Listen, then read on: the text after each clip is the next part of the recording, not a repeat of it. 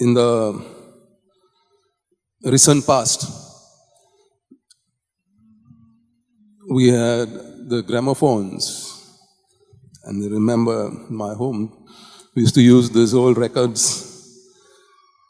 I heard one of them, and it said, the chorus was, money is the root of all evil. So take it away, take it away, take it away.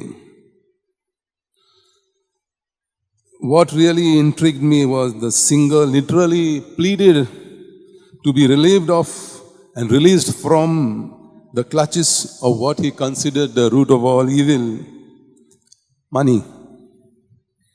And so he honestly pleaded thrice, take it away, take it away, take it away.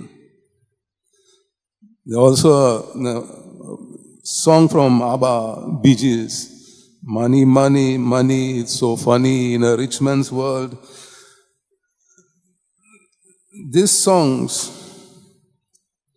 the money is indeed a means to an end and not an end itself.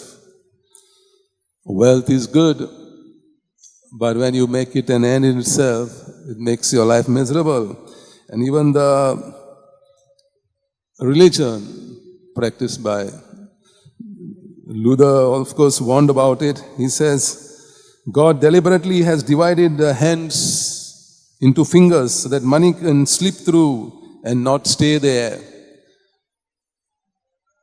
But Calvinism says, your salvation does not depend on grace of God. It depends on your own work.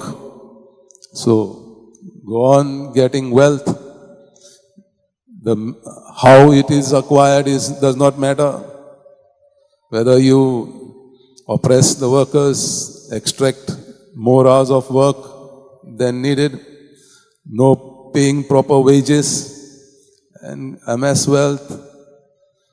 The effect of evil, of selfishness, greediness is sin.